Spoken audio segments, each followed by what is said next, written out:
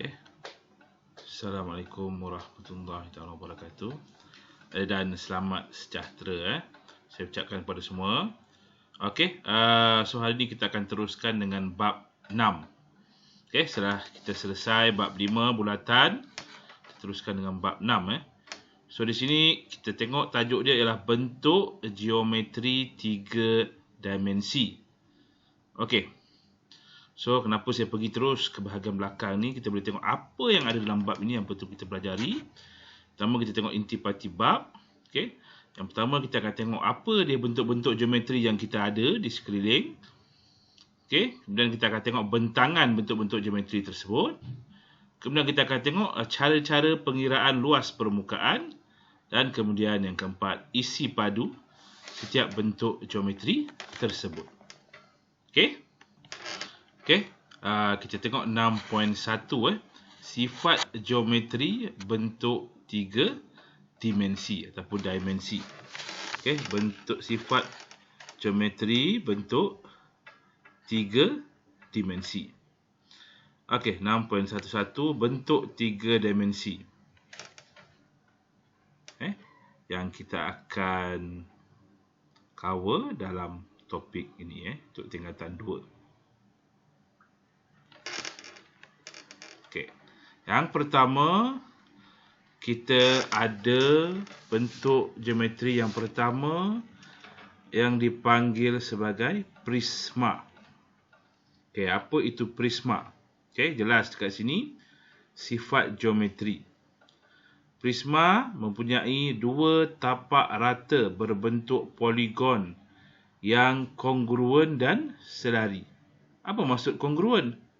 Okey, di sini diterangkan kongruen bermaksud perihal yang mempunyai saiz dan bentuk yang sama. Okey, kalau kita tengok prisma kita yang pertama ni, okey, tapak ni berbentuk segitiga. Dalam kata lain, ia juga dipanggil sebagai keratan rentas. Yang segitiga ini. Yang bentuk dua bentuk yang kongruen ini. Dan ia selari. Maksudnya dia berjarak sama ni. Jarak yang saya tunjuk ni, jarak ni sama. Okey. So dimaksudkan dia selari. Yang kedua, ciri dia, permukaan rata dengan muka lainnya berbentuk segi empat. Permukaan rata. Okey, dua tadi. Bentuk poligon yang kongruen dan selari. Dan yang lain berbentuk segi empat. Okey. Okey, so dalam prisma yang pertama ni, yang mempunyai tapak segitiga ni, okey, dia ada permukaan rata. So jumlah permukaan rata dia ialah, okey, kalau kita tengok, okey, cuba kamu kira permukaan rata untuk gambar prisma yang pertama ni.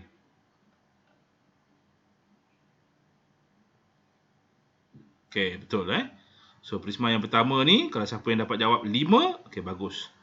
So, permukaan rata dia ada 5. 1, 2, permukaan yang sebelah sini 3, sebelah sana 4, dan di bawah sekali tu 5. So, ada 5 permukaan rata. Okey, kita pergi kepada prisma yang kedua ni. Okey, prisma yang kedua ni, okey, tapak dia, ataupun dia punya keratan rentas dia ialah berbentuk heksagon. Okey, dia berbentuk heksagon. Okey. Kata lain juga, prisma ini boleh disebut sebagai prisma heksagon. Ada maklumat tambahan di sini. Ini dia bagi sebagai prisma heksagon. Okey. Dan yang ini dipanggil sebagai prisma segitiga. Okey. Okey, so kalau kita tengok prisma heksagon ni, ada berapa permukaan rata dia? Cuba kamu kira. Tengok objek yang saya bagi ni. Bentuk yang saya bagi ni. Okey, ada berapa dia punya permukaan rata? Cuba kira. So ada berapa permukaan rata? Okey, so ada 8 permukaan rata. 1, 2, 3, 4, 5, 6, 7, 8. So ada 8 permukaan rata. bagi prisma yang kedua ini, ataupun dengan nama khas dia panggil sebagai prisma hexagon. Okey? Jelas? So, prisma ialah bentuk geometri yang mempunyai dua tapak rata yang kongruen dan selari. Kongruen. Kongruen ni bermaksud saiz dan bentuk yang sama. Okey. Okey, kita pergi kepada bentuk geometri yang kedua, dipanggil sebagai piramid. Okey. So dekat mana biasa ada piramid ni? Okey. Mungkin kamu tak pernah ke Mesir. Mesir ada piramid mungkin ada yang pernah ke Petaling Jaya Sunway Piramid kawasan sana. Tempat Sunway Lagoon tu. Di sana ada piramid. Okey. So bentuk piramid ni. Dan juga kita boleh tengok di Mesir di mana Firaun itu raja-raja Mesir dulu dibumiakan dan disimpan dalam piramid-piramid tersebut. Okey. Okey, apa itu piramid? Piramid mempunyai satu tapak rata yang berbentuk poligon. Tapak rata berbentuk poligon. Okey, contoh dalam gambar ni, okey, tapak dia ialah berbentuk segi empat. Okey? Sama ada segi empat sama, segi empat tepat, segi tiga dan juga apa sahaja poligon. Tapak dia boleh jadi apa sahaja poligon. So, tapak dia hanya satu. Bukan macam prisma tadi ada dua tapak. Okay, kenapa tapak dia satu? Okay, tapak dia satu sebab satu lagi yang bertentangan dengan dia, ia panggil sebagai puncak. Dia mempunyai muka lainnya berbentuk segitiga yang bertemu di puncak. Yang lain tu mesti bentuk segitiga dan dia bertemu di puncak. Okey. So ini dipanggil piramid. Okey. So ada berapa permukaan bagi piramid ni?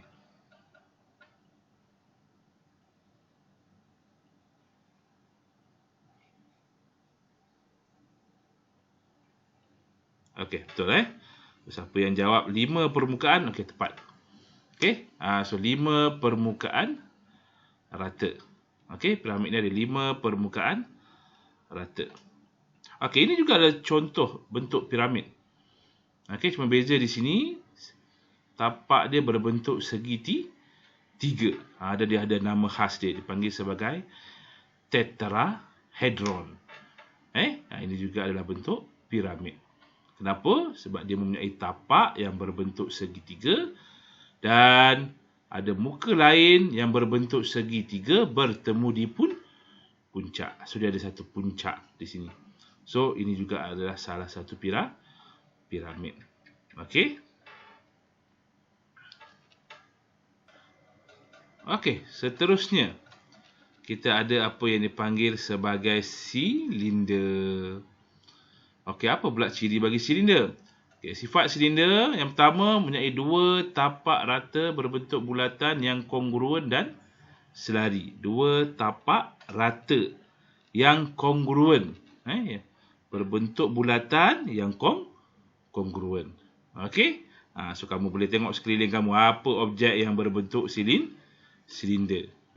Mungkin ada yang kata botol air, tangki air. Okey?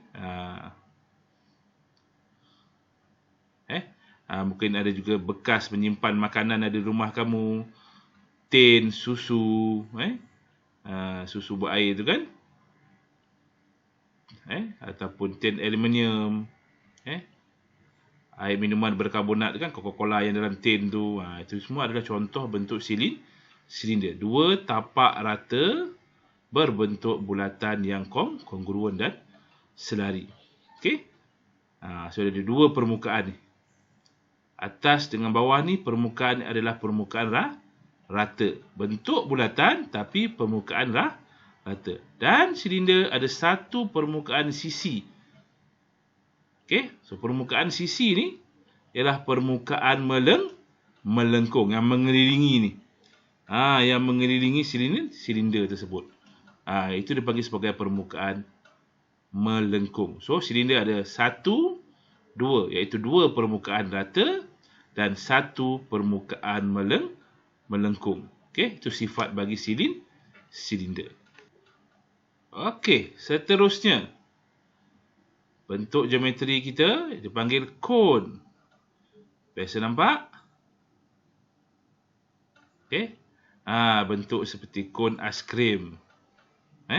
Bentuk seperti kon aiskrim. Okey, di sini kon mempunyai satu tapak rata berbentuk bulatan.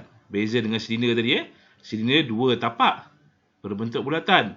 Kon satu tapak rata berbentuk bulatan. Dan satu lagi ialah puncak. Dan dia mempunyai satu permukaan melengkung menyambungkan tapak dengan puncak. So, ada berapa permukaan? Ada satu permukaan rata dan satu permukaan melengkung. Okey, bagi kon.